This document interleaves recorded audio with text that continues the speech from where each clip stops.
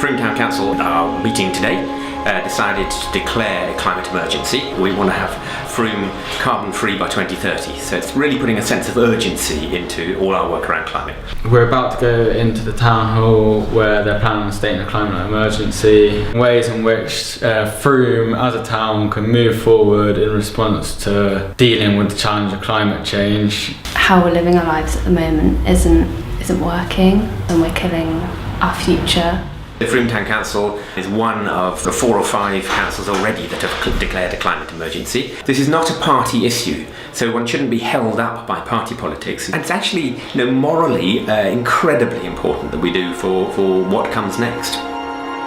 Item number 5 for decision. Frome Town Council to declare a climate emergency and sign up to the Covenant of Mayors. So, as I'm sure many of you know, I'm a resilience manager at Frome Town Council, and one of my main roles is looking at ways that we can reduce carbon from energy and transport, and also reducing waste. So this all fits in perfectly with the work I've been doing.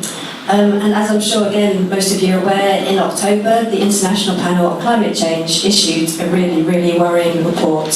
They have over 200 countries that participate in the IPCC. The leading climate scientists are all involved in the research, and they say that we have less than 12 years to switch away from fossil fuels or to make massive, massive cuts in carbon emissions. And even David Attenborough finally came out this week and said, civilization is on the brink of collapse. This is an absolute climate emergency, and we have to act now. In terms of carbon dioxide, as you can see, over the last 400,000 years, it's been going up and down, fluctuating, but kind of keeping in a kind of relatively similar pattern. However, since industrialisation of 150 years or so, it's been increasing massively.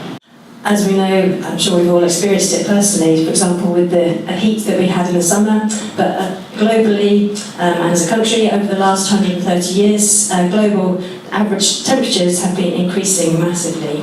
And at the moment, if we don't do anything to address this, we are on track for at least a 4-degree increase in global temperatures. And the issue about this is that greenhouse gases such as carbon dioxide, they stay in the atmosphere between 220 and 200 years. So even if we stop now, we're still going to have a long lag of all the carbon that's being stored in the atmosphere. So we've really, really got to do something now.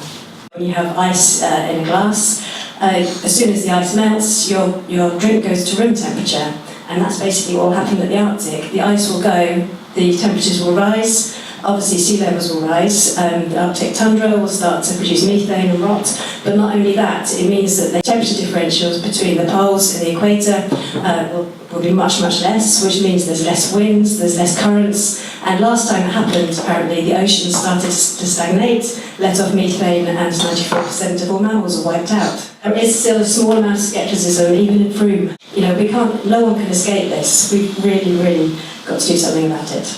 Even if we ignore climate change, moving away to a more localised, renewable, clean energy system is just better for everybody. In the UK, 40,000 people die prematurely every year because of bad air. And in Frome, there are real issues in certain areas, almost in breach of European regulations around clean air, because of all the pollution from the cars and the vehicles that are powered by fossil fuels. And so, there are many, many, many economic, social and environmental benefits to switching away. Community, what are the 3 key things being able to avoid some of these impacts? So we'll also need to look at how we're going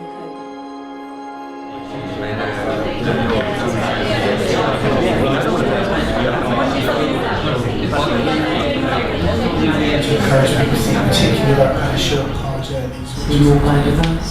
As Frome, we don't have much control. Personal tradable carbon ration. There are lots of tweaking of this, and that hasn't worked. And we now don't have very long to get it right.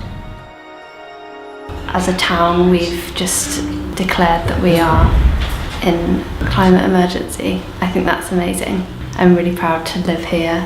It's great that we're seeing councillors, politicians make a decision, and hopefully this will spread to other towns. People are getting more aware of what's going on. Seems pretty hopeful, looking forward, but it's going to take a lot of work.